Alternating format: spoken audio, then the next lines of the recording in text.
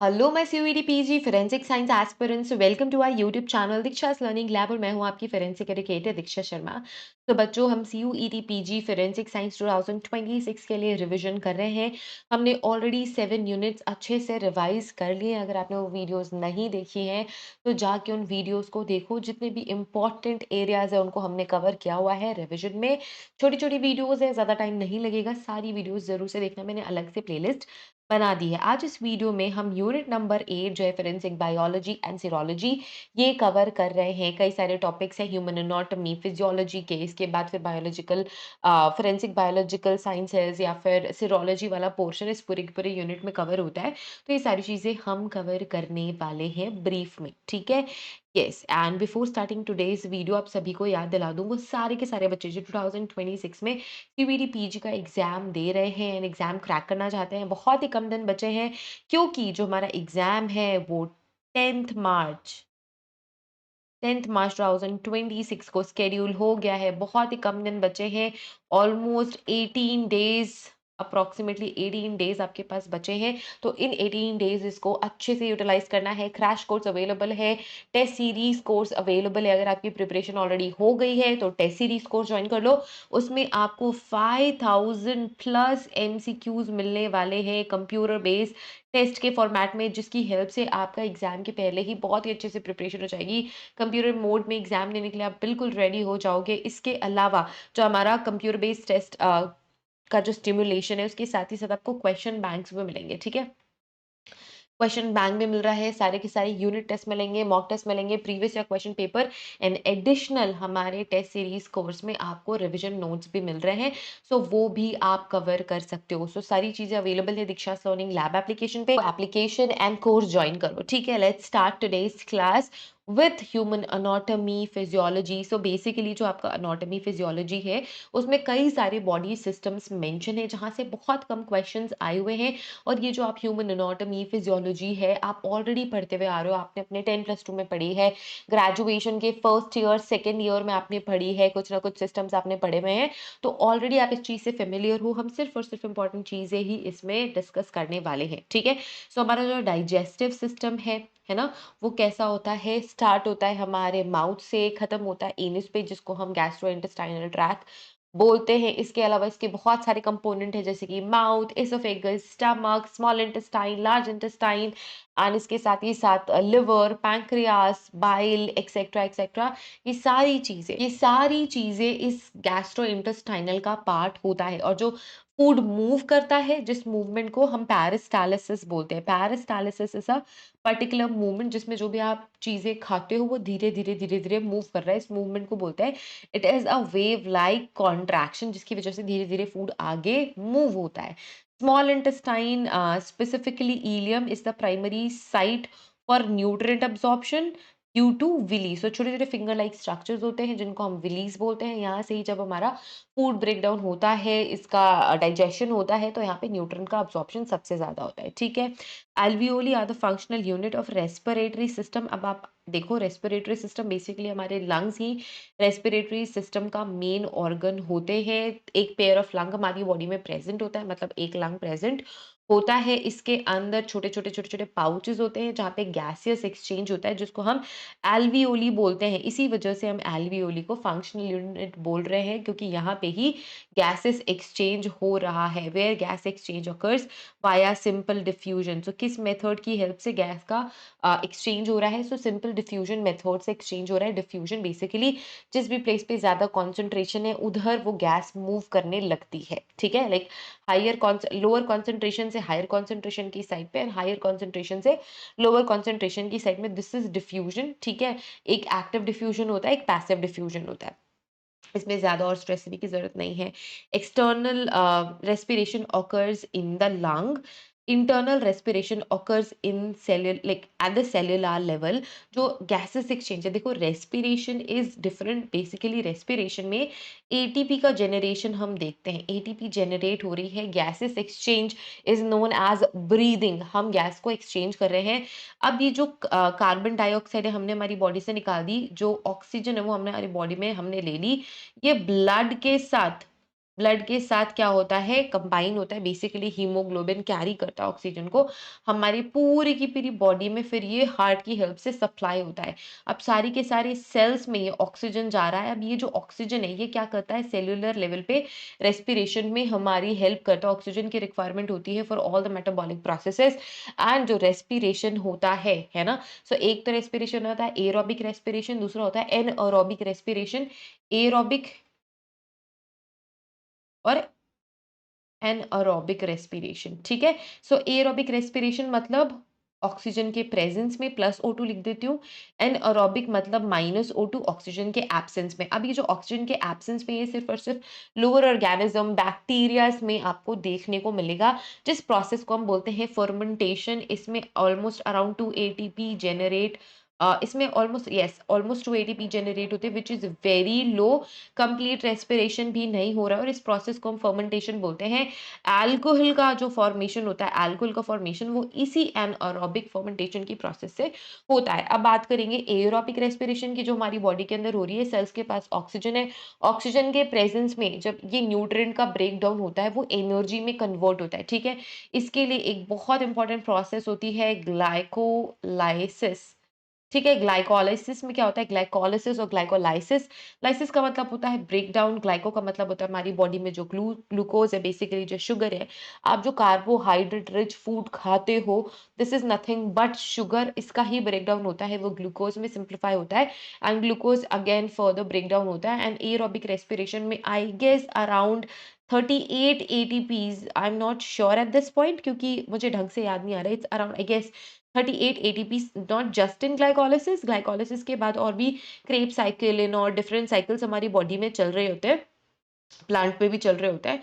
सो उसके बेसिस पे different type of ATP का जनरेशन होता है, ठीक है। अब ये ओटीपी सॉरी ओटीपी, अब ये जो ATP, I am so sorry, इतने ओटीपीज आते हैं ना आपकी, एटीपी बोलते बोलते मेरे मुंह से ओटीपी निकल गया, ठीक है। I am so sorry for that. तो ये जो एटीपीज है ना, ये हमारी बॉडी के एनर्जी, ये हमारी बॉडी की एनर्जी करेंसी है। अब इस करेंसी को आप कैसे यूज करते हो, आप अपने डे टू डे लाइफ में यूज करते हो। आपके जो मसल्स मूव हो रहे हैं उसमें एटीपी लग रही है ना। जो भी आप एक्टिविटी कर रहे हो सो उसमें एनर्जी कंज्यूम हो रही है, ये जो आपकी बॉडी के अंदर एटीपी के फॉर्म में बनती है, ठीक है। सो ये हमारा बेसिकली रेस्पिरेशन ब्रीदिंग दोनों हमने कवर कर लिया।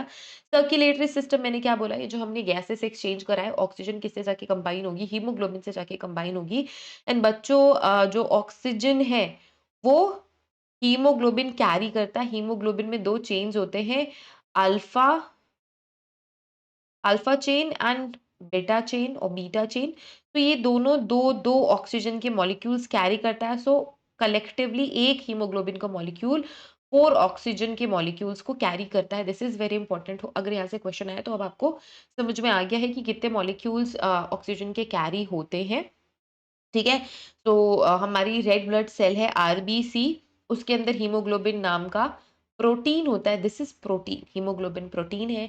ये आयरन रिच होता है, इस वजह से इसका कलर रेड होता है। इसी वजह से हम आरबीसी को रेड ब्लड सेल्स या इरिथ्रोसाइट्स कहते हैं, ठीक है। आरबीसी की जो लाइफ होती है इट इज अराउंड 120 डेज। 120 दिन के बाद ये स्प्लीन में जाके क्या हो जाती है, ब्रेक डाउन हो जाती है, फिनिश हो जाती है, खत्म हो जाती है।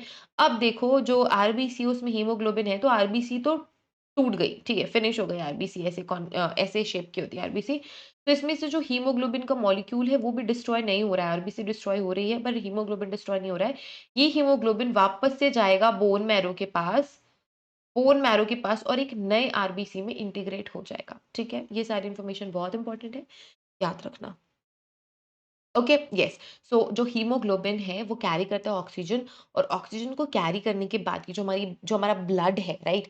जो ब्लड है देखो, जो अगेन जो ब्लड है इसको आप क्लासिफाई कर सकते हो सेल्स में और फॉर्म्ड एलिमेंट्स में, ठीक है। फॉर्म्ड एलिमेंट्स में, सेल्स में we have RBCs, we have डब्ल्यूबीसीज एंड वी हैव प्लेटलेट्स, ठीक है।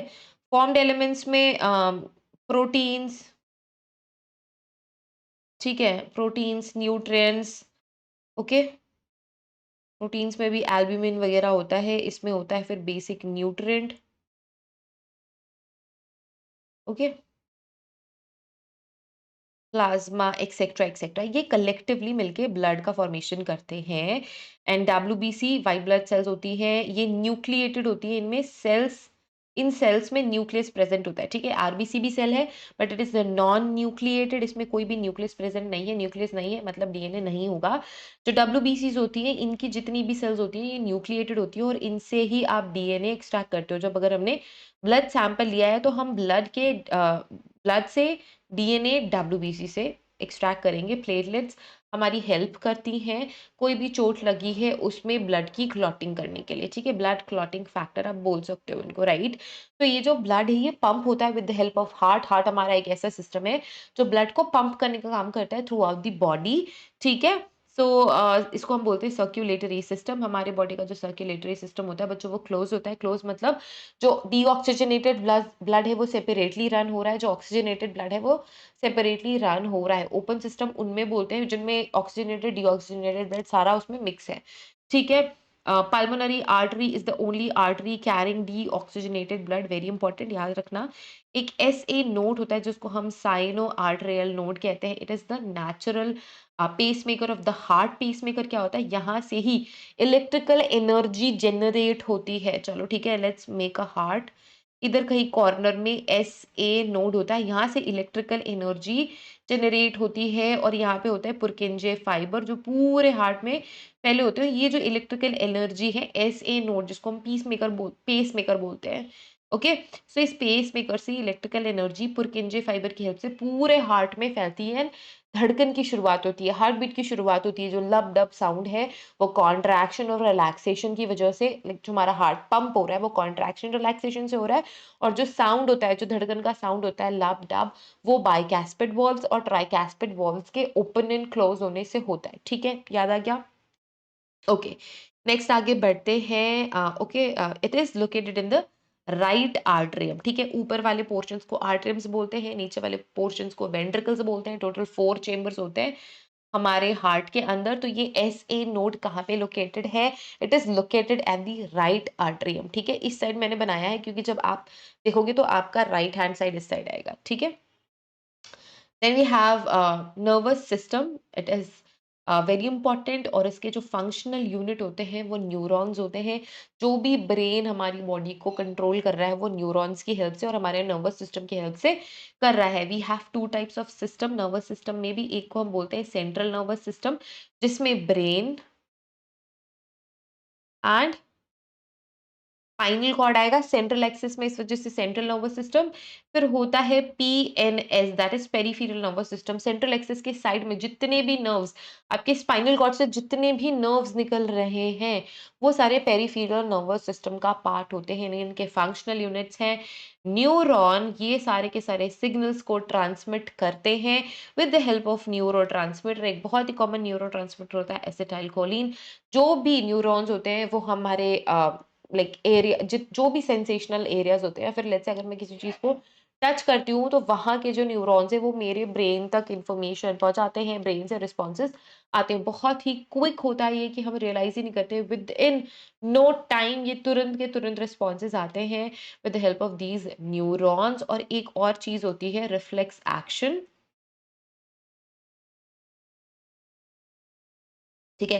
रिफ्लेक्स एक्शन में ये आर्क कंप्लीट नहीं होता, ब्रेन तक बात नहीं जाती, स्पाइनल कॉर्ड से ही इंफॉर्मेशन तुरंत आ जाती है ऐसी सिचुएशन में जहाँ पे क्विकर रिस्पॉन्स की जरूरत होती है। ऑलरेडी ब्रेन का रिस्पॉन्स बहुत ज्यादा क्विक होता है बट अगर उससे भी ज्यादा क्विक और ऐसा रिस्पॉन्स चाहिए जो आपके नोटिस में भी नहीं आता है, वो रिफ्लेक्स एक्शन होता है। आपने कोई भी पॉइंटेड ऑब्जेक्ट टच किया, इमीडिएटली हाथ डालोगे, आपके फेस के पास कोई भी चीज आई आप आईज क्लोज कर लोगे अपने आईज को प्रोटेक्ट करने के लिए। This is reflex action, okay.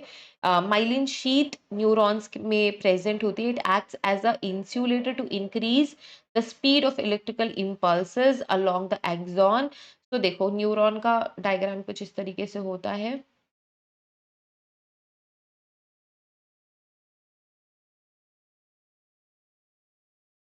ठीक है। इसके ऊपर जो लाइक लेयर होती है उसको हम बोलते हैं माइलिन शीट। यहाँ पे ये नेक्स्ट डेंड्राइट से जुड़े हुए हो सकते हैं। अब इसमें डेंड्राइट्स प्रेजेंट होते हैं, ठीक है। दिस इज डेंड्राइट्स, ये छोटे छोटे, ये है सेल बॉडी, ठीक है? दिस इज़ एक्सॉन, ये जो ऊपर की लेयर है ये वाली, ये माइलिन शीट है एंड देन यहाँ पे आपके न्यूरॉन का एंडिंग है। ठीक है, याद आ गया structure? Then we have reproductory system. Reproductory system humans में देखो, जो मेल पर्सन होता है which that person creates spermatogenesis.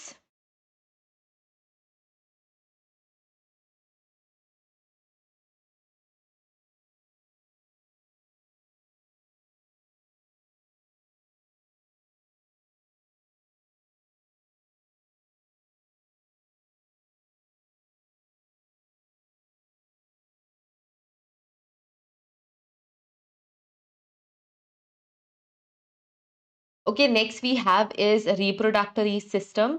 तो मेल एंड फीमेल दो पेरेंट्स होते हैं, बिकॉज जो ह्यूमंस होते हैं they opt for sexual reproduction.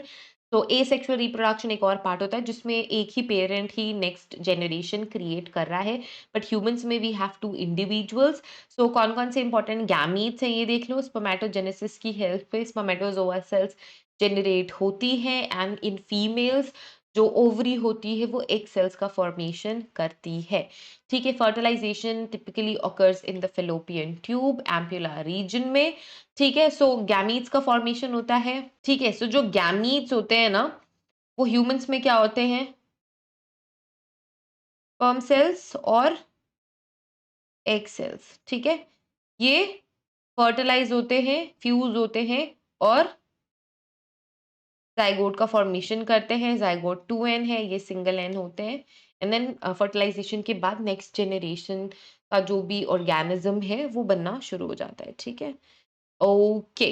Next blood and serology. हमने जनरल ह्यूमन एनाटॉमी फिजियोलॉजी जो आपके सिलेबस में है इंपॉर्टेंट चीज़ है डिस्कस कर ली है। बहुत लिमिटेड क्वेश्चंस है और क्वेश्चंस आएंगे भी तो बहुत जनरल क्वेश्चंस आएंगे। ठीक है, next is biological fluid blood and serology. Serology is nothing but a branch of forensic science जिसमें बॉडी फ्लूइड्स का एग्जामिनेशन और एनालिसिस किया जाता है। ठीक है, जो ब्लड होता है it consist of 55% plasma, 45% formed elements.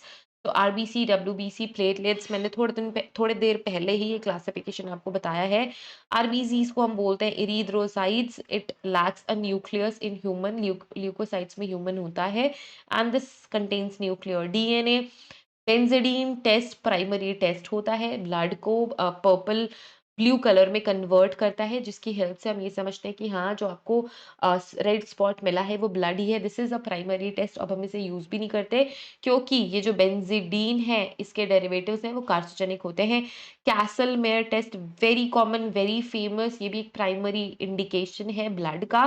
सो इसमें फिनोफ्थलीन एंड कार्बन पेरोक्साइड की रिएक्टिविटी होती है। Positive result result pink colour में दिखता है एंड हम ये मानते हैं कि ठीक है पिंक कलर अगर आया है, पिंक कलर शो हो रहा है तो वो जो भी स्टेन है पॉसिबली ब्लड होगा। इसके बाद आपको कंफर्मेशन करना होता है। ल्यूमिनॉल एक ऐसा एलिमेंट है, एक ऐसा केमिकल है जो ब्लड से रिएक्ट करके उसको ग्लो कराता है।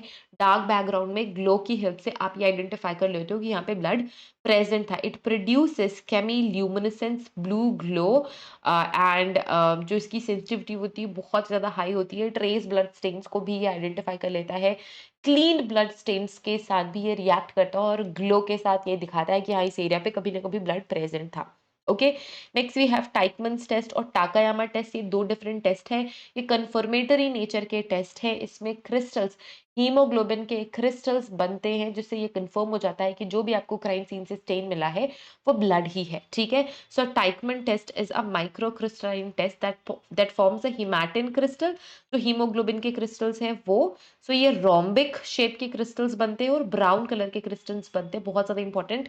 टाइकमन और टाकायामा में क्रिस्टल्स का शेप डिफरेंट है और कलर डिफरेंट है। सो बहुत सारे बच्चे टाइकमन और टाकायामा को एक ही एग्जामिनेशन समझते हैं, एक ही टेस्ट समझते हैं। है तो ब्लड के लिए ही बट डिफरेंट रिएजेंट्स यूज होते हैं, डिफरेंट फॉर्मेशंस होते हैं। ठीक है, so this is Teichmann test. But a quick reminder that we offer CUET PG Advanced Preparation course। बहुत ही अच्छे होते हैं हमारे course. Diksha's Learning Lab is the only application for forensic science in India। So अगर आप forensic science related किसी भी competitive exam की preparation कर रहे हो वो कोर्स आपको हमारे application में मिल जाएगा। स्पेसिफिकली अगर आप सीयूईटी पीजी की प्रिपरेशन कर रहे हो तो बहुत ही अमेजिंग कोर्स है। लाइव लेक्चर्स मिलेंगे, रिकॉर्डेड वीडियो लेक्चर्स मिलेंगे। लाइव लेक्चर्स भी रिकॉर्ड हो जाते हैं अगर आपने बाय चांस मिस कर दी तो। इसके अलावा PDF notes, revision note, unit test, mock test, previous year question, 5000 plus MCQ आपके इसके अंदर मिलेगी। और इस पर्टिकुलर कोर्स का जो ड्यूरेशन होगा बच्चों, वो आपके एग्जामिनेशन तक होगा। एंड आफ्टर एग्जामिनेशन हम आपकी काउंसलिंग में हेल्प करेंगे और एडमिशन तक आपकी हेल्प करेंगे। So don't forget to join the course. And exam बहुत पास में है, so we have already launched our crash course and test series course. तो जिनकी प्रिपरेशन हो गई है टेस्ट सीरीज कोर्स ज्वाइन कर लो। जिनकी प्रिपरेशन आधी अधूरी बीच में छूट गई है, गाइडेंस नहीं मिल रही है, समझ नहीं आ रहा है क्या करना है, तो आप क्रैश कोर्स ज्वाइन कर लो बच्चों। बहुत ही ज्यादा हेल्पफुल ये रहेगा आप सभी के लिए। Okay, next is Takayama test. It forms heme chromogen crystals, very important, pink and feathery crystals बनते हैं। It is more reliable than Teichmann. कभी क्वेश्चन ऐसा आ गया कि विच इज बेटर और ज्यादा एक्यूरेट रिजल्ट कौन देगा? एक्यूरेट देखो टाकायामा टाइकमन दोनों देते हैं, but this is more reliable Takayama test. ठीक है, then we have precipitin test. ये आपको क्या बताता है? आपको ये बताता है कि जो आपको रेड कलर का सस्पेक्टेड लिक्विड मिला है वो ह्यूमन ब्लड है या एनिमल ब्लड है। हो सकता है कि एनिमल ब्लड भी प्रेजेंट हो, तो आपको ये भी आइडेंटिफाई करना होता है कि जो ब्लड आपको मिल रहा है वो ह्यूमन ब्लड है या फिर एनिमल ब्लड है। देन एबीओ ब्लड ग्रुपिंग भी हम करते हैं based on the presence of antigens on the RBC surface. आपने एंटीजेंस एंटीबॉडी के बारे में ऑलरेडी पढ़ा हुआ है, 10+2 में भी पढ़ा हुआ है। जो एबीओ ब्लड ग्रुपिंग होती है वो आरबीसी के सर्फेस पे एंटीजन को आइडेंटिफाई करके हम डिसाइड करते हैं, डिटेक्ट करते हैं एंटीजन और उसके रिस्पेक्टिव एंटीबॉडीज ब्लड में प्रेजेंट होती है, और इसकी हेल्प से आप ब्लड ग्रुपिंग भी करते हो। जो ड्राई ब्लड स्टेन्स मिले हैं उनकी भी ब्लड ग्रुपिंग करते हो, ताकि आप जो सस्पेक्ट पर्सन है उसको और अच्छे से आइडेंटिफाई कर सको, उसके प्रेजेंस को कंफर्म या फिर उसको एलिमिनेट कर सको बेसिकली। ठीक है, then we have lattice crust method. It is used to determine blood group from dried blood stain Leone Lattes एक। ओके, सो जो ये लैटिस क्रस्ट मेथड है ये हमारी हेल्प करता है ड्राइड ब्लड स्टेन, क्योंकि क्राइम सीन से आपको फ्रेश ब्लड तो मिलने वाला नहीं है, तो ड्राइड ब्लड स्टेन से किस तरीके से आप एबीओ ब्लड ग्रुपिंग करते हो ये बताया था हमें लियोन लेटस ने। बहुत इंपॉर्टेंट साइंटिस्ट है, बार बार इनका मेंशन होता रहता है, तो उनके नाम पे ही इस मेथड का नाम लैटिस क्रस्ट मेथड पड़ा। ठीक है, okay, now coming to the other biological fluids जिसमें सीमेन एंड सलाइवा हमने कवर करना है। Now semen contains acid phosphatase enzyme. Enzymes का नेचर प्रोटीन का होता है। इसको हम प्राइमरी एग्जामिनेशन के लिए हेल्प करते हैं सीमेन स्क्रीनिंग के लिए। Now semen is a body fluid specifically related to male person. ये सेक्सुअल असॉल्ट के केसेस में, रेप के केसेस में बहुत ही इंपॉर्टेंट एविडेंस होता है, प्राइमरी एविडेंस होता है। और इसमें स्पर्मेटोजोआ सेल्स प्रेजेंट होते हैं, तो सेल प्रेजेंट है, सेल के अंदर न्यूक्लियस है, और इस न्यूक्लियस से आप डीएनए एक्सट्रैक्ट कर सकते हो और उस पर्सन की डीएनए प्रोफाइलिंग भी कर सकते हो। इसी वजह से आपने न्यूज में सुना होगा जब कभी भी कोई भी सेक्सुअल असॉल्ट या रेप का केस होता है तो उसमें ये बोलते हैं न्यूज वाले कि हाँ बॉडी के अंदर से डीएनए मिला है, या फिर उस पर्टिकुलर जो भी विक्टिम है उसकी बॉडी में डीएनए प्रेजेंट था। तो that is what DNA is. Semen को ही मोस्ट ऑफ द टाइम हम इंटरचेंजेबली डीएनए बोल के यूज करते हैं। नाउ डीएनए में कई सारी चीजें भी आ जाती है, वो स्किन सेल्स भी हो सकती है, वो स्पर्मेटोजोआ सेल्स भी हो सकती हैं, इसके अलावा ब्लड भी हो सकता है, सलाइवा भी हो सकता है, बकल चीक सेल्स प्रेजेंट होती है अगर बाइट मार्क में या फिर लाइक किसी भी तरीके के असॉल्ट में। ठीक है, सो यहाँ पे हम बात करें सीमेन की, स्पर्मेटोजोआ सेल्स बहुत ज़्यादा इंपॉर्टेंट होते हैं। कई सारे ऐसे पर्सन्स भी होते हैं जिन्होंने वेसोक्टोमी कराई हुई होती है, मतलब जो ट्यूब्यूल्स होती हैं बॉडी के अंदर, उनके जो मेल रिप्रोडक्टरी पार्ट होता है वो सर्जिकल मेथड से कट कर देते हैं, बट फिर भी उनकी बॉडी में जो स्पर्म का प्रोडक्शन है उसमें ऑफ कोर्स हमें स्पर्मेटोजोआ सेल्स नहीं मिलेंगे, बट स्पर्म सेल्स के अंदर बहुत सारे ऐसे मार्कर्स होते हैं including acid phosphatase, including prostate specific antigen, जिसकी हेल्प से हम पर्सन का आइडेंटिफिकेशन कर सकते हैं, यानी कंफर्म करते हैं कि जो भी पर्सन इस एक्टिविटी में इंक्लूड था वो इंक्लूडेड था। हम ये भी आइडेंटिफाई कर सकते हैं कि वो पर्सन कौन था जो इस पर्टिकुलर केस में इंक्लूडेड है। ठीक है, then we have fast blue test जो कि पर्पल कलर से इंडिकेट करता है एसिड फॉस्फेटेस को। ठीक है, but mind fast blue colour, तो ये एक तरीके का कलर स्पेसिफिक टेस्ट है। जितने भी बेसिकली कलर कलर रिलेटेड या कलर इंडिकेटिव टेस्ट होते हैं वो यूजुअली प्रिलिमिनरी एग्जामिनेशन से रिलेटेड होते हैं। Then we have P30 prostate specific antigen. ये एक प्रोटीन है It is a protein. It is used to confirm the presence of semen even in aspermic samples. अब थोड़ी देर पहले मैंने क्या बताया, वेसोक्टोमी अगर किसी पर्सन की हुई है तो उनकी बॉडी में स्पर्मेटोजोआ सेल्स नहीं होंगी, क्योंकि जो वेसल्स होते हैं उनको सर्जिकली कट कर दिया जाता है, बट जो उनका सीमन होता है उसमें प्रोस्टेट स्पेसिफिक एंजाइम की हेल्प से हम आइडेंटिफिकेशन करते हैं। This this comes under confirmatory examination. ठीक है, next we have Florence test. ठीक है, ये भी बहुत इंपॉर्टेंट कन्फर्मेटरी टेस्ट है जो कि कोलिन एंजाइम के वो डिटेक्ट करता है सीमेन के अंदर, and it also forms a dark brown rhombic crystals. किसका फॉर्मेशन हो रहा है? क्रिस्टल्स का फॉर्मेशन हो रहा है। इससे आपको समझ जाना है कि this is a confirmatory test. जब आप ब्लड का भी कन्फर्मेटरी एग्जामिनेशन कर रहे थे, क्रिस्टल्स का फॉर्मेशन हो रहा था, राइट? सो फ्लोरेंस टेस्ट भी कन्फर्मेटरी टेस्ट है जो सीमेन के अंदर कोलिन एंजाइम प्रोटीन को डिटेक्ट करता है। इंडिकेशन डार्क ब्राउन के रोम्बिक क्रिस्टल्स बन रहे हैं। ठीक है, next we have Barberio test, जिसको क्रिसमस ट्री स्टेनिंग भी बोलते हैं। It detects spermine by following yellow needle shape crystals. ठीक है, next we have saliva. Saliva में अल्फा माइलेज की एक्टिविटी, टाइलिन की एक्टिविटी आप देखते हो। Starch iodine test classic example है। Phadebas test is used to detect the amylase activity. ठीक है, अगर बाइट मार्क है, सलाइवा है जिसमें बकल चीक सेल्स हैं, तो सेल्स के न्यूक्लियस से आप डीएनए एक्सट्रैक्ट कर सकते हो, बट कई बार ये ऐसे सलाइवा सैंपल्स भी होते हैं जिसमें सेल्स प्रेजेंट नहीं होते हैं। ठीक है, next is urine. It is detected by the urea test. ठीक है, क्रिएटिनिन की एक्टिविटी जैफ टेस्ट की हेल्प से आप आइडेंटिफाई करते हो, डिटेक्ट करते हो। Faeces are identified by detecting urobilinogen, जो कि लिवर से एसोसिएटेड है, एंड माइक्रोस्कोपिक ऑब्जर्वेशन से आप फूड रेसिड्यूज भी एग्जामिन करते हो। आपने कई सारे केसेस में देखा होगा कि स्टमक में फूड हम आइडेंटिफाई करते हैं, ऐसे ही स्टूल्स का भी एग्जामिनेशन होता है if it is necessary. Then we have pus. Pus contains dead neutrophil. It is used to identify the high WBC count and presence of pyogenic bacteria, basically antemortem wounds and postmortem wounds को identify करने के लिए बस का examination भी हम करते हैं at times. Okay, next is hair anatomy and examination. तो जो हेयर होता है जो हमारे स्कैल्प में प्रेजेंट है, इसमें डीएनए भी प्रेजेंट होता है। इसका जो शाफ्ट होता है उसमें माइटोकॉन्ड्रियल डीएनए प्रेजेंट होता है। तो मैं एक डायग्राम बनाती हूँ। Let's say this is a hair. ठीक है, तो जब हम माइक्रोस्कोपिक डायग्राम बनाते हैं तो कुछ ऐसा हम बनाएँगे। लेट्स से ये हमारी स्लाइड है और इसमें हमारा शाफ्ट है। तो जो बाहर की लेयर होती है उसको हम बोलते हैं क्यूटिकल। ठीक है? अंदर जो होता है उसको हम बोलते हैं कॉर्टेक्स। ठीक है? और कुछ ही ह्यूमन्स होते हैं या एनिमल्स जो होते हैं उनमें मेड्यूला प्रेज़ेंट होता है। बेसिकली जो बीच की जो लाइन मैंने फ्रेगमेंटेड बनाई है, तो एनिमल्स में वो कंटीन्यूअस होता है, बट ह्यूमन्स में फ्रेगमेंटेड होता है, और कभी-कभी क्या majority of the time medulla present नहीं होता है।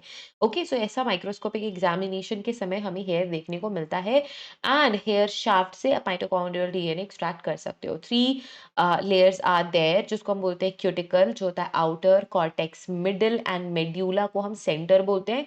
जो हमारे हेयर के पिगमेंट्स होते हैं, जो हमारा हेयर कलर होता है, उसके जो पिगमेंट्स होते हैं, वो कॉर्टेक्स में सस्पेंडेड होते हैं। ठीक है? The cortex contains the pigment granule melanin that gives the hair its colour. और अगर किसी पर्सन ने हेयर कलर कराया हुआ है तो ब्लीच की वजह से कॉर्टेक्स का जो पिगमेंट है वो रिमूव हो जाता है और न्यू पिगमेंट यहाँ पे फिल हो जाता है। ठीक है? क्यूटिकल जो होता है इट कंसिस्ट ऑफ स्केल्स। ठीक है? लिम्ब्रिकेट, कोरोनल और स्पाइनस, डिफरेंट डिफरेंट टाइप के पैटर्न्स ये होते हैं।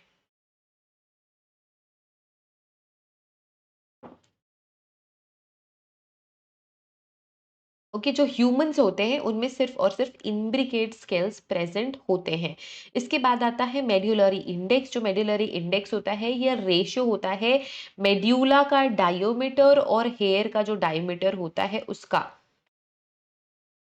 ठीक है, तो ये फॉर्मूला होता है, और जो मेडुलरी इंडेक्स है वो बहुत ज़्यादा इंपॉर्टेंट होता है ह्यूमन हेयर के बारे में पता करने में और एनिमल हेयर के बारे में पता करने के लिए। ठीक है, जो ह्यूमन हेयर होता है उसका जो मेडुलरी इंडेक्स होता है वो 1/3 और लेस देन 1/3 होता है। जो मेडुलरी इंडेक्स एनिमल का होता है इट इज़ यूजुअली 1/2 और ग्रेटर देन 1/2। ठीक है, अब ये जो हेयर्स होते हैं वो डिफरेंट डिफरेंट फेजेस में होते हैं। देखो यहाँ पे डायग्राम भी एडेड है। दिस इज कॉर्टेक्स, अंदर वाला लेयर मेड्यूला, इसके सेंटर वाला पार्ट होता है क्यूटिकल, बाहर का होता है, और इस तरीके के स्केल्स को हम इम्ब्रिकेट स्केल्स बोलते हैं हम, डिफरेंट डिफरेंट एज होती है हेयर के भी, ठीक है? जो एनोजन हेयर का टाइप होता है, या जो एनोजन, ठीक है? सो डिफरेंट डिफरेंट एज होती है हेयर्स की। सबसे ज़्यादा पहला हेयर या सबसे पहला स्टेप होता है वो एनाजन का होता है, जिसको हम एक्टिव ग्रोथ फेज़ बोलते हैं, जो 2 से 6 साल तक चलता है। ये जो एक्टिव ग्रोथ फेज़ है, इसमें ब्लड कैपिलरीज़ बहुत अच्छे से अटैच्ड होती है, न्यूट्रिशन अच्छे से मिल रहा होता है और वो हेयर ग्रो कर रहा होता है। इसके बाद कैटेजन फेज़ आता है, जो 1 से 2 हफ्ते तक चलता है। ये ट्रांज़िशन फेज़ होता है ओल्ड एंड न्यू हेयर के बीच में, या फिर बेबी या फिर ओल्ड हेयर के बीच का जो फेज़ होता है उसको कैटेजन बोलते हैं। फिर आता है टीलोजन। टीलोजन से ये रूट से ऑलरेडी डिटैच हो जाता है, जो हमारा हेयर फॉल यूजुअली होता रहता है। जो हेल्दी हेयर फॉल होता है वो टीलोजन फेज़ वाले जो हेयर्स होते हैं वो अपने आप शेड हो जाते हैं। जो टीलोजन वाला हेयर होता है उसमें उसके रूट से डीएनए, बहुत लो अमाउंट ऑफ डीएनए मिलता है, या फिर डीएनए एब्सेंट होता है, क्योंकि इसने खुद से ही रूट को छोड़ दिया है, किसी ने प्लक नहीं करा है उसका हेयर। जब कभी भी एनाजन फेज का जो हेयर होता है वो खींच के किसी के सर से निकाला जाए, तो उसके जो रूट होते हैं उसमें बहुत सारे सेल्स प्रेजेंट होते हैं, जिसकी हेल्प से आप आराम से डीएनए एक्सट्रैक्ट कर सकते हो, डीएनए आइडेंटिफिकेशन कर सकते हो, डीएनए फिंगरप्रिंटिंग कर सकते हो। कैटेजन में डीएनए का अमाउंट थोड़ा सा कम और हो जाता है, और जो टेलोजन होता है उसमें ना के बराबर होता है।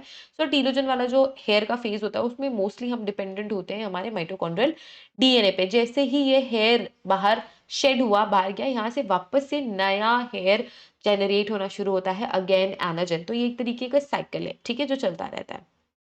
ओके, तो yes, anagen phase is the active growth phase. अगर हेयर को पुल किया गया है, सो ऐसे में फॉलिकुलर टैग प्रेजेंट होता है, मतलब डीएनए का सोर्स टिश्यूज प्रेजेंट होते हैं, जिसको हम फॉलिकुलर टैग बोलते हैं, और उससे आप आराम से डीएनए निकाल सकते हो। कैटाजन फेज ट्रांजिशन फेज है। टीरोजन फेज इज रेस्टिंग और फॉलिंग आउट फेज, जिसमें हेयर अपने आप झड़ जाते हैं। Animal here is often has a medullary type, तो ये डिफरेंट डिफरेंट पैटर्न के मेडुलरी टाइप्स देखने को मिलते हैं। ह्यूमंस में ऐसा नहीं होता है, ठीक है। Pubic hairs are characterized by short curly appearance, और इनमें बल्किंग देखने को मिलती है। अगर उन हेयर्स को कट किया गया है तो जो एजेस होते हैं बहुत शार्प और ब्लंट कट्स उसमें प्रेजेंट होते हैं। Nuclear DNA is found in the root and follicular tag. Mitochondrial DNA is found in the hair shaft. Mitochondrial DNA is inherited by specifically mother, ठीक है, फादर का इसमें कोई रोल नहीं होता है। ओके, आगे चलते हैं। ओके, आगे चलते हैं, फाइबर एनालिसिस की बात करेंगे। जो फाइबर होता है, it is divided into into natural fibre और एनिमल फाइबर। एनिमल फाइबर में again it comes down to the category of hair, क्योंकि एनिमल हेयर ही उनका फाइबर है, राइट? Natural fibre, right?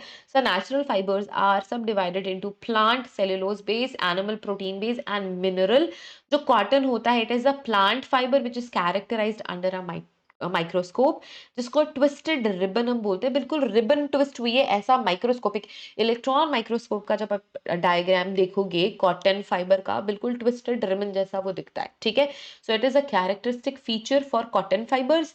जो वूल होता है, this is nothing but animal hair, animal fibre which is identified by the presence of scales on its surface. जो silk होता है, it is a protein fiber which is produced by Bombyx morai moth. तो उससे silk बनता है। Synthetic fibre man made होते हैं, पॉलिएस्टर्स, nylons, acrylics, या डिफरेंट डिफरेंट टाइप्स है। रीजेनरेटेड फाइबर्स किनको बोलते हैं? जब हम नेचुरल फाइबर्स को यूज करके केमिकली उसमें मॉडिफिकेशन करके न्यू फाइबर बनाते हैं, उसको हम रीजेनरेटेड फाइबर्स बोलते हैं। It is made from natural cellulose, chemically processed in the labs, ठीक है। बर्निंग टेस्ट करते हैं मेजॉरिटी ऑफ द टाइम। अब हम बर्निंग टेस्ट यूज नहीं करते, क्योंकि फाइबर सैंपल बहुत ही ज्यादा लिमिटेड होते हैं। अगर आप उसको बर्न करके उसका टेस्ट कर लिया तो सैंपल तो खत्म हो गया ना। तो सबसे पहले हम मूव करते हैं नॉन डिस्ट्रक्टिव मेथड्स की साइड पे। जो बर्निंग टेस्ट है, बहुत ज्यादा अमाउंट ऑफ फाइबर है तभी आप करते हो, अगर बहुत लिमिटेड सैंपल है तो नहीं करोगे, ठीक है। इट इज वैसे भी it is a primary method, इससे कोई कंक्लूसिव रिजल्ट आपको देखने को नहीं मिलता। जो प्रोटीन फाइबर्स होते हैं वो बर्निंग हेयर जैसा स्मेल करते हैं, है ना। जब आप वूल को भी बर्न करोगे तो ऐसा लगेगा बाल जल रहे हैं, राइट। एंड जो सेल्यूलोज होते हैं वो पेपर बर्निंग जैसा स्मेल आपको देते हैं। Birefringence very important physical property. Double refraction इसमें होता है। It is a key property in optical fibres. It is used to identify synthetic fibres under polarizing microscope. ठीक है, बायोफ्रिंजेंस क्या होता है? कोई भी लाइट किसी भी ऑब्जेक्ट में जाके जो मूव कर जाती है उसको हम बायोफ्रिंजेंस बोलते हैं। ये बहुत ही ज़्यादा इंपॉर्टेंट फिनोमेना होता है। Then we have refractive index. तो फाइबर्स के रिफ्रैक्टिव इंडेक्स को हम Becke line method, very important, Becke line method से आइडेंटिफाई करते हैं। जब कभी भी अगेन कोई लाइट है वो अपने पाथ से डिस्टर्ब हो गई है, रिफ्रैक्ट हो गई है, तो उसको रिफ्रैक्टिव इंडेक्स बोलते हैं। ठीक है, नेक्स्ट वी हैव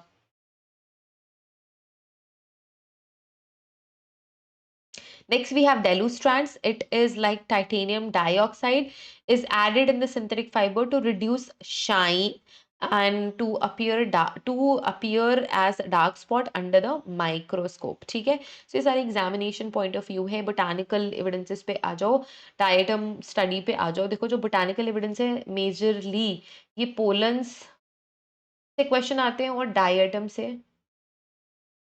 क्वेश्चंस आते हैं। ठीक है, पोलन क्या होता है? ये मेल रिप्रोडक्टरी पार्ट है प्लांट्स के अंदर। ठीक है, ये मेल्स का क्या है, लाइक गैमीट है, ये मेल गैमीट है बेसिकली। डाइटम्स एक ऐसे एल्गी होते हैं जो वाटर बॉडीज में प्रेजेंट होता है। नॉर्मल वाटर बॉडी में, सलाइन वाटर बॉडी में, मतलब किसी नदी में भी डाइटम मिलेगा, किसी समुद्र में भी डाइटम मिलेगा। बहुत ही ज्यादा यूनिक होते हैं, यूनिक पैटर्न्स। पोलन के भी जो आउटर पैटर्न्स होते हैं बहुत यूनिक होते हैं, डाइटम के भी पैटर्न्स बहुत ज्यादा यूनिक होते हैं, जिसकी हेल्प से आप इनको आइडेंटिफाई कर सकते हो। डिफरेंट डिफरेंट वाटर बॉडी में डिफरेंट होते हैं। वैसे ही जो पोलन्स होते हैं डिफरेंट डिफरेंट प्लांट के पोलन्स डिफरेंट होते हैं, इनको आप इलेक्ट्रॉन माइक्रोस्कोप में स्टडी करते हो तो इनके पैटर्न्स भी आप आइडेंटिफाई कर सकते हो। अलग अलग सीजन में अलग अलग पोलन्स होते हैं, डिफरेंट डिफरेंट एरियाज को भी ये मार्क करते हैं कि इस इलाके में स्पेसिफिक पोलन प्रेवलेंट है या इस इलाके में ऐसा ही मिलता है। तो अगर किसी पर्टिकुलर प्लेस पे किसी का मर्डर हुआ है, किसी दूसरी जगह पे जाके उसको डिस्पोज कर दिया गया है, तो ऐसे केसेस में रीजन के बारे में इंफॉर्मेशन बहुत देते हैं पोलन। ठीक है, the forensic botany is a branch which uses plant evidences जैसे कि seed, leaf, wood, pollen to solve any crime and to determine time of death. So this is again important.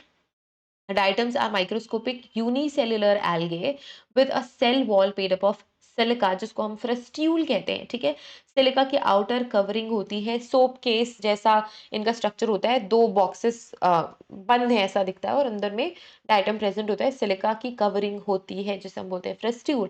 जब आपको diatom examination करना होता है तो आप acids के हेल्प से इस फ्रस्ट्यूल को पहले ब्रेक करते हो, फिर जाके डायटम रिलीज होता है। ठीक है, the presence of diatom in a bone marrow और femur is very important sign in antemortem drowning. जो डायटम्स होते हैं वो पोस्टमॉर्टम ड्राउनिंग और एंटीमॉर्टम ड्राउनिंग को आइडेंटिफाई करने के लिए बहुत ज्यादा इंपॉर्टेंट होते हैं। डायटम्स लंग्स में, बोन मैरो में, फीमर में तभी प्रेजेंट होगा जब वो पर्सन जिंदा होगा और उसे पानी में फेंक दिया गया है, उसे तैरना नहीं आता और उसकी डूब के डेथ हो गई। सो पानी में डायटम्स है, वो जब सांस लेगा तो उतनी बार ही पानी को अपनी बॉडी के अंदर लेगा एंड बहुत रिगरस ब्रीदिंग होने लग जाती है, जिसकी वजह से फोर्थ का फॉर्मेशन होता है। Again this is a classic sign for drowning. And इनकी फिर बॉडी के लंग्स में, इवन बोन मैरो में, फीमर में डायटम्स प्रेजेंट अगर है तो कंफर्मेशन है कि उस पर्सन की डेथ पानी में डूबने से हुई है। अगर ऑलरेडी पर्सन डेड है फिर पानी में फेंका गया है तो उनकी बॉडी में डायटम्स प्रेजेंट नहीं होते हैं। ठीक है, dry down drowning occurs when the larynx spasm prevents।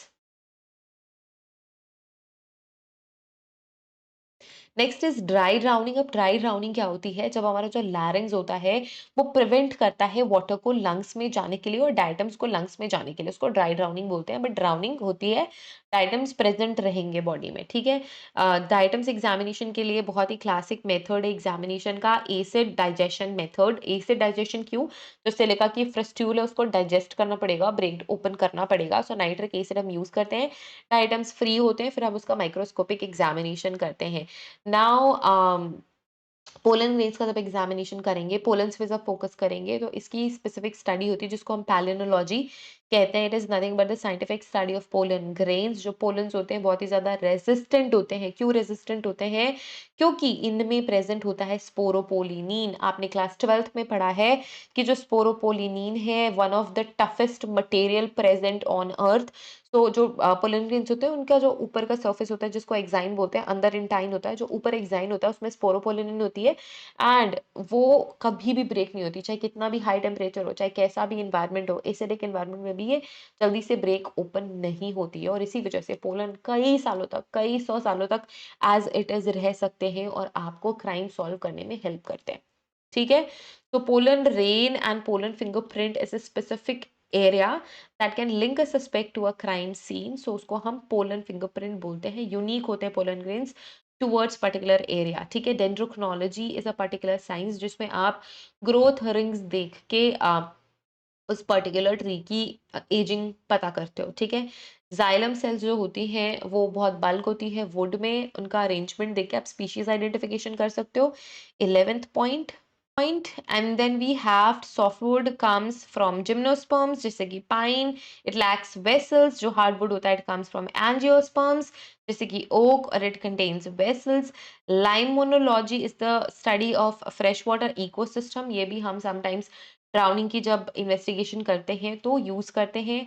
Pollen to spore ratio भी बहुत ज़्यादा इंपॉर्टेंट होता है और ये हेल्प करता है पर्टिकुलर सीजन कहाँ पे क्राइम हुआ है उसको पता करने के लिए। Scanning electron microscope is very important and the OG instrument used for pollen grains और डायटम एग्जामिनेशन।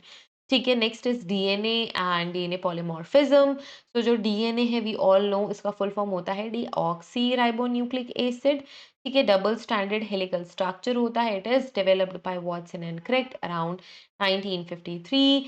जो डीएनए की बैकबोन होती है it is made up of deoxyribose sugar and phosphate group. जो नाइट्रोजनस बेसिस होते हैं वो चारगाफ के रूल को फॉलो करते हैं और हमेशा एक दूसरे के साथ लिंक होते हैं, जैसे कि adenine is always with thiamine with 2 bonds and cytosine is always paired with guanine with 3 hydrogen bonds. आपस में ये इसी तरीके से बॉन्डेड होते हैं। ये बनाया मैंने शुगर फॉस्फेट का बैकबोन और यहाँ पे मैंने बनाया ए। टी के साथ हमेशा डबल बॉन्ड से जुड़ेगा, जी हमेशा सी के साथ जुड़ता है। This is nothing but Chargaff's rule. जो न्यूक्लियोटाइड है it consist 3 to 4 things, basically 3 चीजें, शुगर मॉलिक्यूल, फॉस्फेट मॉलिक्यूल और नाइट्रोजनस बेस। शुगर है हमारी डीऑक्सीराइबोज शुगर, फॉस्फेट ग्रुप उसके साथ अटैच्ड होता है एंड नाइट्रोजनस बेसिस। इनकी एक यूनिट को हम बोलते हैं न्यूक्लियोटाइड। इनकी रिपीटेड यूनिट ही डीएनए का फॉर्मेशन करती है ना। पॉलीमॉर्फिज्म का मतलब क्या होता है? पॉली का मतलब होता है मल्टीपल, मॉर्फिज्म का मतलब होता है मॉर्फ मतलब टाइप, अलग अलग तरीके से अगर कोई भी चीज प्रेजेंट है तो उसको पॉलीमॉर्फिज्म बोलेंगे। ठीक है, it refers to the variation of DNA sequence among individuals at the same locus. Same place पे जो डिफरेंसेस होते हैं उसको हम पॉलीमॉर्फिज्म बोलते हैं इन इंडिविजुअल्स। ठीक है, जो न्यूक्लियर डीएनए होता है वो इनहेरिटेड होता है ना। जो भी पर्सन है वो अपनी मदर से और अपने फादर से डीएनए को इनहेरिट करता है। मेरे अंदर मेरे मम्मी एंड मेरे पापा का कंट्रीब्यूशन है तो उनके डीएनए मैं कैरी कर रही हूँ एंड डीएनए एग्जामिनेशन से मेरे बायोलॉजिकल मदर एंड मेरे बायोलॉजिकल फादर को भी आइडेंटिफाई करा जा सकता है। ठीक है, तो पेरेंटेज टेस्टिंग के केस में मतलब जब कभी भी डिस्प्यूटेड पैटर्निटी का केस होता है, ये पता करना होता है किसके बायोलॉजिकल फादर कौन है, बायोलॉजिकल मदर कौन है, तो हम डीएनए टाइपिंग का सहारा लेते हैं। ठीक है, mitochondrial DNA is known as mt DNA. Circular DNA होता है बच्चों, it is inherited by mother only. ठीक है, and then we have locus. Locus को हम लोकाई भी बोलते हैं। This is plural of locus. ये वो पर्टिकुलर लोकेशन है, फिजिकल लोकेशन है जहाँ पे जीन लाई कर रहा है, जो डीएनए मार्कर होता है क्रोमोसोम में। Okay, so here we have DNA. ठीक है, ये DNA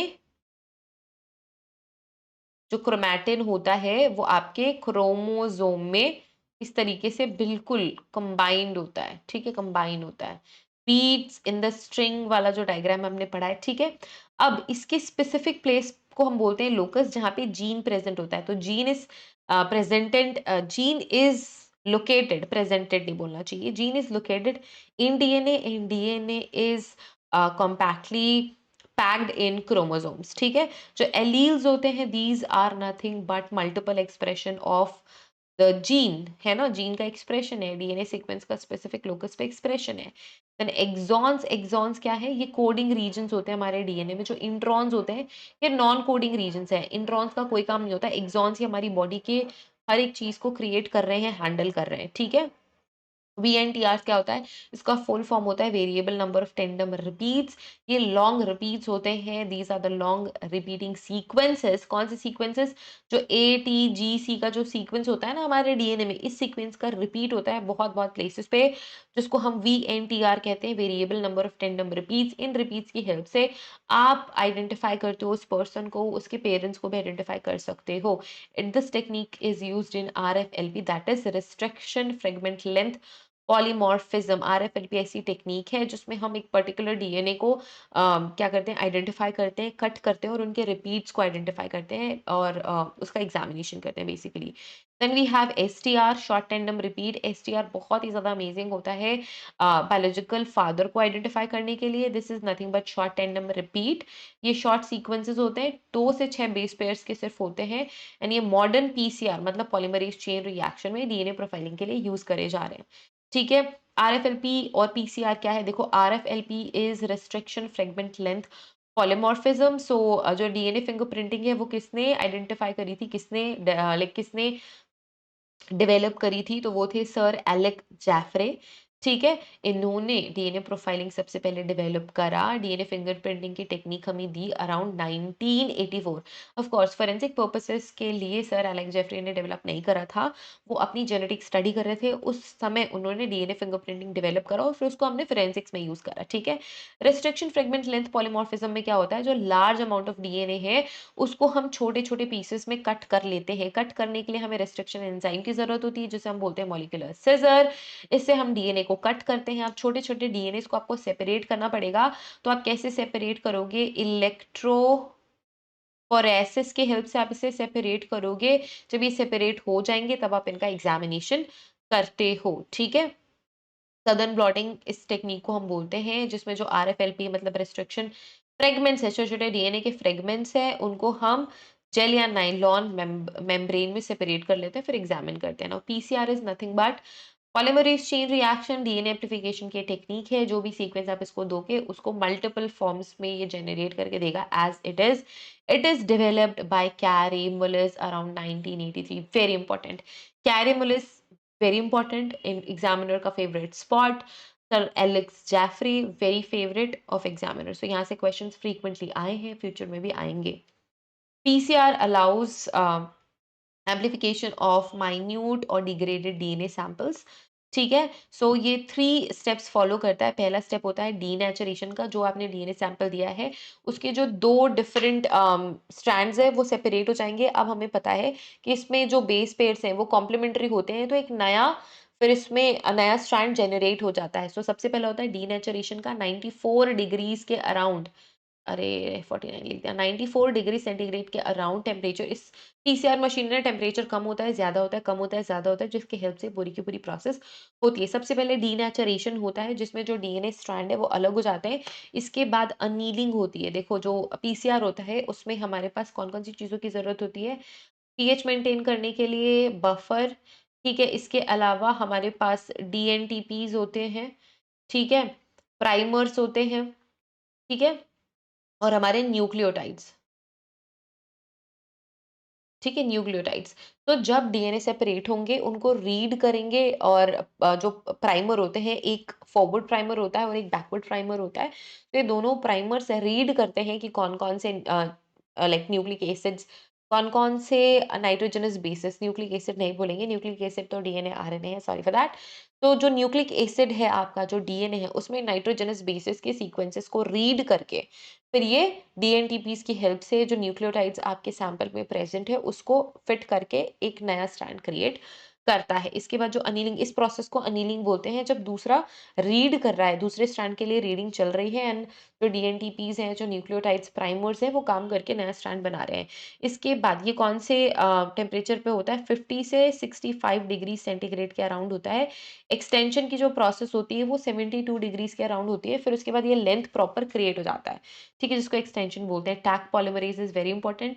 it is a heat stable enzyme used in PCR synthesis to create a new DNA strand. ठीक है। मल्टीप्लेक्सिंग किसको बोलते हैं? जो साइमल्टेनियसली एम्प्लीफिकेशन चल रहा होता है एसटीआर लोकी में पीसीआर का, तो उसको हम मल्टीप्लेक्सिंग बोलते हैं, ठीक है। कुछ मेरिट्स हैं, कुछ डीमेरिट्स हैं। आरएफएलपी के मेरिट्स क्या है? Extremely high power discrimination and very low chance of random matching, proper correct match होता है, ठीक है। डीमेरिट क्या है? बहुत ज़्यादा टाइम कंज्यूमिंग है, बहुत टाइम लगता है, कई हफ्तों का टाइम लग जाता है, एंड डिग्रेडेड सैंपल में ये काम नहीं करता, आपके पास गुड क्वालिटी डीएनए होना चाहिए।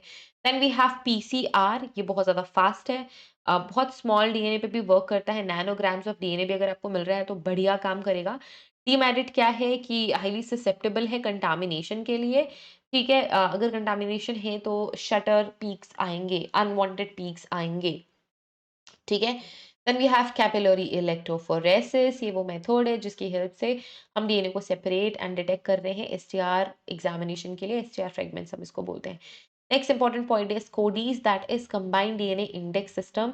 कोडीज का फुल फॉर्म आया हुआ है, फ्यूचर में आ सकता है। ये एफबीआई का ऐसा प्रोग्राम है जिसमें क्रिमिनल्स के डीएनए का कलेक्शन बनाया गया है, which supports criminal justice DNA database. Then we have Y STRs are Y chromosome related STRs. अब ये जो वाई क्रोमोसोम्स होते हैं वो सिर्फ मेल्स में प्रेजेंट होते हैं, तो this is specific to trace the male lineage of the person. जब कभी भी सेक्सुअल असॉल्ट का केस है जिसमें लेट्स से गैंग रेप का कोई केस है जिसमें मल्टीपल इंडिविजुअल्स इन्वॉल्व थे, तो उनके आइडेंटिफिकेशन के लिए भी वाई एसटीआर एग्जामिनेशन करी जाती है कि कौन कौन से कितने इंडिविजुअल्स थे एंड उन स्पेसिफिक डीएनएस का fingerprinting. Mitochondrial DNA, it is used when the nuclear DNA is unavailable, है ना। एंड एसएनपीज, जिसको हम सिंगल न्यूक्लियोटाइड पॉलीमॉर्फिज्म बोलते हैं, एक न्यूक्लियोटाइड में अगर कोई भी चेंज है या मल्टीपल फॉर्म्स उसके प्रेजेंट है तो उसको हम एसएनपीज बोलेंगे। नेक्स्ट जनरेशन सीक्वेंसिंग, जिसको हम एनएसजी बोलते हैं, it allows the sequencing for the entire genome simultaneously, पूरी की पूरी जीनोम की सीक्वेंसिंग कर सकते हैं। डीएनए फिनोटाइपिंग क्या है? It is nothing but prediction of physical appearance, की हेयर कैसा होगा, आई कलर कैसा होगा, फ्रॉम डीएनए। डिफरेंशियल एक्सट्रैक्शन क्या होता है? डीएनए को हम सेपरेट कर रहे हैं अदर सेल से। सो जब male cells and female cells दोनों साथ में हैं तो हम डिफरेंशियल एक्सट्रैक्शन करते हैं ताकि जो स्पर्म डीएनए वो सेपरेट हो जाए और इपिथेलियल डीएनए है वो भी सेपरेट हो जाए। Next important and very important thing is amelogenin gene. It is used for the sex determination, X and Y peaks को आइडेंटिफाई करके जो एमिलोगेनिन जीन होता है उससे हम इंडिविजुअल आइडेंटिफिकेशन करते हैं, उस पर्सन का आइडेंटिफिकेशन, बेसिकली जेंडर आइडेंटिफिकेशन करेंगे। Then we have LCN, low copy number, ये वो डीएनए है which refers analysing very small amount of DNA less than 100 pg। Then we have electropherogram, ये विजुअल आउटपुट होता है, ग्राफ होता है डीएनए प्रोफाइल का, that shows peak and different alleles. So yes everyone, this was all about this particular chapter. Chapter number 8 हमने finish कर लिया है। कोई भी डाउट है, क्वेश्चन है, क्वेरी है, कमेंट करके पूछ लो। ये पीडीएफ आप दीक्षास लर्निंग लैब से फ्री में डाउनलोड कर सकते हो। कमेंट करना PDF link and I will share this PDF with you all. Serious हो, सीरियसली प्रिपेयर कर रहे हो सीयूईटी पीजी के लिए, then our course is for you. Download करो Diksha's learning lab application and join करो मेरा कोर्स। Thank you so much for watching this video. I see you all in the next one. Till then, take care. Bye bye.